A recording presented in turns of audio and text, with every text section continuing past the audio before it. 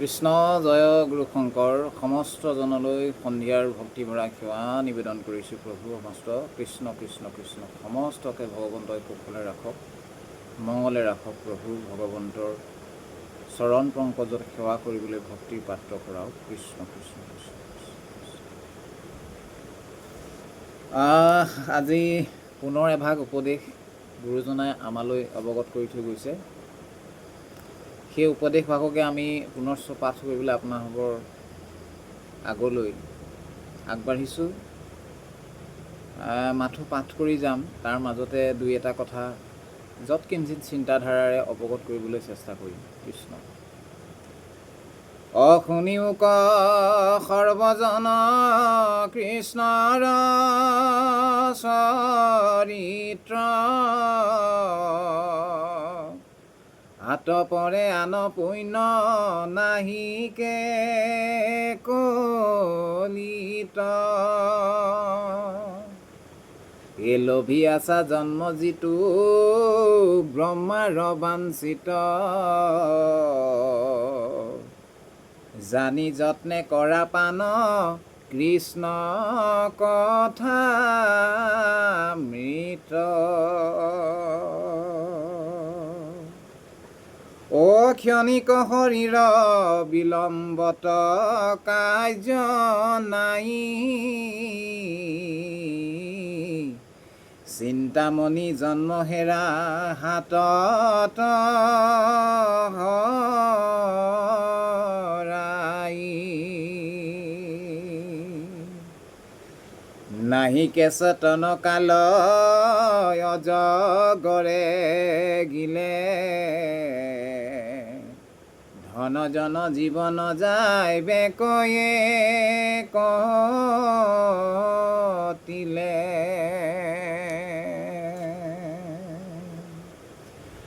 কৃষ্ণ জয় গুৰু শংকৰ। হে প্ৰভু সমস্ত শুনিও ক সৰ্বজন কৃষ্ণৰ চৰিত্ৰ বুলি কৈছে। কৃষ্ণৰ জন্মৰ পৰা শেষ পৰ্যায়লৈকে যিখিনি কৃষ্ণৰ চৰিত্ৰ আছে অমৃতময়, মনুষ্য জীৱনৰ বাবে অমৃতময় কৃষ্ণৰ চৰিত্ৰসমূহ বুলি কৈছে। আতপৰে আন পুণ্য নাহিকে কলিত, মানুহে পুণ্য অৰ্জন কৰিব পৰাৰ একমাত্ৰ পথটো হৈছে যে ভগৱন্ত কৃষ্ণৰ গুণনাম চৰিত্ৰৰ শ্ৰৱণ কীৰ্তন কৰা, তাক শুনা, আৰু পুণ্যৰ থলী নাই বুলি কৈছে এই কলি যুগত বুলি কৈছে। লোভী আছা জন্ম যিটো ব্ৰহ্মাৰ বাঞ্ছিত, আমি যিটো জন্ম আমি লৈ আছোঁ সেই জন্মটো ব্ৰহ্মাৰ বাঞ্ছিত নৰতনু, আমাৰ ব্ৰহ্মাৰ বাঞ্ছিত নৰতনু অনুপাম বুলি কৈছে ঘোষাত মহাপুৰুষে। গতিকে ব্ৰহ্মাই বাঞ্ছা কৰা এই নৰতনুটো আমি পাইছোঁ, জানি যত্নে কৰা পান কৃষ্ণ কথা মিত্ৰ বুলি কৈছে। জানি আমি জানিব লাগিব যে কৃষ্ণ কথা অমৃত বুলি কৈছে, মৃত সঞ্জীৱনী বুলি কৈছে, সুমংগল বুলি কৈছে, জগতৰ সুমংগল তোৱা গুণ নাম বুলি কৈছে, মৃত সঞ্জীৱনী বুলি কৈছে জীৱৰ বাবে। সেইকাৰণে আমি জানি পেলাই কৃষ্ণ ভক্তিটো জানি পেলাই, কৃষ্ণ চৰণৰ শৰণ লৈ পেলাই, জানি পেলাই কৃষ্ণ যে উপাস্য দেৱতা, ভজনীয় দেৱতা, সেই কথাটো আমি জানি পেলাই যত্নে বুলি কৈছে, যত্নে আমি ত্ৰিসন্ধ্যা ভগৱন্তৰ গুণনাম শ্ৰৱণ কীৰ্তন কৰিব লাগে। আমি কলি যুগত ত্ৰিসন্ধ্যা বুলি কৈছে। গতিকে সেইকাৰণে আমি জানি যত্নে কৰা পান, পান বুলি কৈছে, পাণ বুলি কৈছে। পাণ কৰা কোনফালেদি পাণ হয়? কাণেদি পাণ কৰা হয়, মুখেৰে পি খোৱা হয়, কাণেৰে শুনা হয়। কৃষ্ণ কথা জানি যত্নে কৰা পান কৃষ্ণ কথা মৃত, কৃষ্ণ কথাৰ যিখিনি অমৃত বুলি কৈছে কৃষ্ণ কথা, সেই কৃষ্ণ কথা আমি শ্ৰৱণ কীৰ্তন কৰিব লাগে, অমৃত পান কৰিব লাগে। তাৰ পৰা ক্ষণিক শৰীৰ বিলম্বত কাৰ্য নাই, এই মানৱ শৰীৰটো জন্ম মাত্ৰেই আমি মৃত্যুমুখী। দিনে দিনে আমাৰ আয়ুস টুটি গৈ আছে। কচু পাতৰ পানী বুলি কৈছে। কোনদিনা এই শৰীৰ আমাৰ প্ৰাণবায়ু উৰি গুচি যায়, ঈশ্বৰ আত্মা হৃষ্ট হৈ থকা ঈশ্বৰ ওলাই গুচি যায়, কোনো তাৰ ঠিক নাই। মাত্ৰ একমাত্ৰ ভগৱন্ত পুৰুষে জানে আমি কিমান দিনৰ বাবে এই পৃথিৱীলৈ আহিছোঁ। ক্ষণিক শৰীৰ বুলি কৈছে। কচু পাতৰ পানী, কচু পাতত যিমান সময়কণ পানীকণ ৰৈ থাকে, সেই সময়কণৰহে আমাৰ জীৱনটো বুলি কৈছে। বিলম্বত কাৰ্য নাই। ঈশ্বৰ কৃষ্ণৰ চৰণ পংকজত শৰণ গ্ৰহণ কৰিম, কৃষ্ণক জানিম, কৃষ্ণৰ চৰিত্ৰসমূহ লীলা যশ শ্ৰৱণ কীৰ্তন কৰিম, তেওঁ কৃষ্ণ কথা অমৃত পান কৰিম। সেই কথাটো আমি কৰিম গৈ পিছুৱাই আমি শেষ পৰ্যায়ত আমি ঈশ্বৰৰ কৃষ্ণৰ নামটো কেতিয়াও ল'ব নোৱাৰোঁ বুলি কৈছে। সেইকাৰণে শাস্ত্ৰই কৈছে যে বিলম্ব কৰাৰ কোনো প্ৰয়োজন নাই। প্ৰহ্লাদে 5 বছৰ বয়সৰ পৰা কৃষ্ণৰ চৰণত শৰণ গ্ৰহণ কৰি ভক্তি কৰিছে, ধ্ৰুৱই কৰিছে। গতিকে সেইকাৰণে আমাকো কৈছে যে আমি বিলম্ব কৰাৰ কোনো প্ৰয়োজন নাই। বিলম্বৰ প্ৰয়োজন নাই বুলি কৈছে। ক্ষণিক শৰীৰৰ বিলম্বত কাৰ্য নাই বুলি কৈছে। কোনো কাৰণতে আমি বিলম্ব কৰিব নালাগে, অৱহেলা কৰিব নালাগে। সেইকাৰণে চিন্তামণি জন্মহীৰা হাততে হৰাই বুলি কৈছে। মনুষ্য শৰীৰ বহুত দুৰ্লভ বুলি কৈছে। এই শৰীৰটো পাবৰ কাৰণে চিন্তামণি জন্ম বুলি কৈছে, হাততে হেৰাই বুলি কৈছে। চিন্তা যিটো দেৱৰো দুৰ্লভ, মনুষ্য নৰতনু পোৱাৰ পিছত চিন্তামণি জন্মহীৰা হাততে হেৰাই বুলি কৈছে। হাততে হেৰাই যাব যদি কৃষ্ণক নভজিলোঁ, কৃষ্ণক চিনি নাপালোঁ, কৃষ্ণৰ নাম শ্ৰৱণ কীৰ্তন নকৰোঁ, লীলাজক আমি শ্ৰৱণ কীৰ্তন নকৰিলোঁ, কৃষ্ণক উপাসনা নকৰিলোঁ, ভক্তি নকৰিলোঁ, প্ৰেম নকৰিলোঁ, তেতিয়া আমাৰ কি হ'ব? চিন্তামণি জন্মহীৰা হাততে হেৰাই বুলি কৈছে। হাততে হেৰাই যাব। আৰু নাহিকে চেতন কাল অজগৰে গিলে বুলি কৈছে। ধন জন জীৱন যাইবেক একতিলে বুলি কৈছে। চেতনা নাই আমাৰ, আমি অচেতন নিয়োগ নাথ জগাই বুলি কৈছে গোসাত। নাহিকে চেতনা। এই মায়ামহৰ সংসাৰৰ মাজত আমি যেতিয়া গ্ৰাহিত হৈ যাওঁ, তেতিয়া আমাৰ চেতনবিহীন হৈ যায়। চেতনবিহীন মানে অজ্ঞানী হৈ যাওঁ বুলি কৈছে। যিখিনি মায়া, সেই মায়াতে আমি মজি থাকোঁ, মানে অচেতন হৈ পেলাই মজি থাকোঁ বুলি কৈছে। সাংসাৰিকৰ মাজৰ যিখিনি আমাৰ জীৱন প্ৰণালী, তাৰ মাজতে আমি মজি থাকোঁ বুলি কৈছে। তাকে অজ্ঞানী বুলি কৈছে। অজ্ঞানীয়েহে মায়াক ভজে বুলি কৈছে।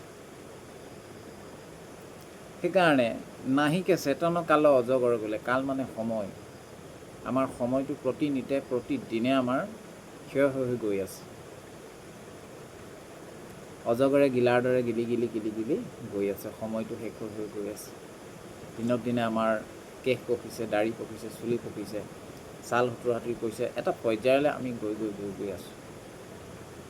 সেইকাৰণে নাহিকে চেতন বুলি কৈছে, চেতন লোৱা বুলি কৈছে। চেতনাহীন হৈ পেলাই কৃষ্ণ ভক্তি কৰি থাকিলে নহ'ব। এই দেৱৰ দুৰ্লভ মনুষ্য শৰীৰটো আমাৰ বিফল যাব বুলি কৈছে। সেইকাৰণে ধন জন জীৱন যাইবেক একতিলে বুলি কৈছে। ধন জন বন্ধু বৰ্গ আত্মীয় কুটুম ইত্যাদি সমস্তখিনি, আৰু লগতে এই জীৱনটো যাইবেক একতিলে। ঈশ্বৰৰ আত্মা আছে কাৰণে আমি চৈতন্য হৈ আছোঁ। সেই ঈশ্বৰৰ আত্মাক আমি শাস্ত্ৰৰ যোগেদি, গুৰুৰ জৰিয়তে, একান্ত ভকতৰ জৰিয়তে আমি চিনা পৰিচয় হৈ পেলাই আমি কি কৰিব লাগে? কৃষ্ণমুখী হ'ব লাগে। কৃষ্ণ সন্মুখ হৈ পেলাই আমি আমাৰ জীৱনৰ বাকী সময়ছোৱা, বাকী সময়বিলাক আমি আগবঢ়াই দিব লাগে। যদি চেতনাবিহীন হৈ পেলাই আমি এই ভক্তি কৰিবলৈ যাওঁ, কৃষ্ণ নামটো যদি আমি নলৈ অচেতনভাৱে এই সংসাৰত ঘূৰি ফুৰোঁ, কচু পাতত পানীকণ যিমান সময় থাকিব, পৰি গ'লে শেষ। তাৰপিছত কি হ'ব? ধন জন, তাৰপিছত আমি দৌৰি আছোঁ, তাৰপিছতে আমি মজি আছোঁ, সংসাৰৰ মাজতে মজি আছোঁ। হাততে কৃষ্ণ ভগৱন্তক পায়ো আমি, হৃদয়তে কৃষ্ণ ভগৱন্তক পায়ো আমি কৃষ্ণৰ বিমুখ হৈ গৈছোঁ, অচেতন হৈ গৈছোঁ। সেইকাৰণে শাস্ত্ৰই কৈছে যে আমি চেতনা ল'বলৈ কৈছে, নহ'লে ধনজন জীৱন যাইবেক একতিলে বুলি কৈছে। সকলো এক ক্ষণত শেষ হৈ যাব বুলি কৈছে। সেইকাৰণে মহাপুৰুষৰ একশৰণ হৰিনাম ধৰ্মৰ গূঢ়াৰ্থ বুজিবৰ কাৰণে আমি সদায় যত্নকৰ হোৱা উচিত। যিহেতু কৃষ্ণ ভক্তি অবিহনে জীৱই সঠিক পথ কেতিয়াও গ্ৰহণ কৰিব নোৱাৰে। তো শাস্ত্ৰত লিখা আছে। গতিকে জীৱ সঠিক পথত আগবাঢ়িবলৈ হ'লে, সমাজত শান্তি প্ৰতিষ্ঠা হ'বলৈ হ'লে আমি কৃষ্ণ ভগৱন্তক চিনি পাব লাগিব, শাস্ত্ৰৰ কথাসমূহ আমি পালন কৰিব লাগিব। তেতিয়াহে আমাৰ জীৱৰ কল্যাণ হ'ব বুলি কৈছে। গতিকে আজি এই কিফাকিকে আপোনালোকৰ আগত আগবঢ়ালোঁ। হ'ব পৰা সমস্ত অপৰাধ আপোনালোকে মাৰ্জনা কৰিব। আপোনালোকৰ আশীৰ্বাদ আৰু কৃপা থাকিলে আমি নিশ্চয় এনেকৈ চেষ্টা কৰিম। ভগৱন্তৰ যদি কৃপা থাকে, কৃপা প্ৰসাদ থাকে, আৰু জগতৰ সুমংগল কৃষ্ণ কৃষ্ণ হৰি ৰাম, সেই কৃষ্ণ কৃষ্ণ হৰি ৰামকে জগতত বিলাবৰ বাবে আমি এই কৃষ্ণ কথাই যাতে জগতত সুমংগল প্ৰকাশ কৰে, অপায় অমংগলবোৰ নাইকিয়া কৰে, শান্তি প্ৰতিষ্ঠা কৰে, সেই উদ্দেশ্যেৰেই ভগৱন্তৰ গুণনামসমূহ জীৱসমূহ তৰিবৰ বাবে এই ধৰাধামত আমাক দি থৈ গৈছে, পৰিচয় কৰাই দিছে আমাৰ কৃপাল গুৰু শ্ৰীমন্ত শংকৰদেৱ গুৰুজনাই, শ্ৰী শ্ৰী মাধৱপুৰ গুৰুজনাই। গতিকে সেই গুৰুৰ ঋণ সুজিবৰ কাৰণে আমি তেওঁৰ কৃষ্ণ কথাসমূহ মুখ্য হিচাপে লৈ আমি সদায় প্ৰচাৰ প্ৰসাৰ কৰিব লাগিব জগত কল্যাণৰ কাৰণে। গতিকে ধৰ্ম থাকিলেহে মানুহ মানুহ হৈ থাকিব। ধৰ্মক যদি ধাৰণ নকৰে কেতিয়াও মানুহ মানুহ নহ'ব, মানুহ পশু হৈ যাব বুলি কৈছে। মানুহ কি হ'ব? পশু হৈ যাব বুলি কৈছে। সেইকাৰণে শাস্ত্ৰৰ মত এৰি আমি কেতিয়াও অন্য কথাত গুৰুত্ব দিব নালাগে। মূল কথা সেইটো।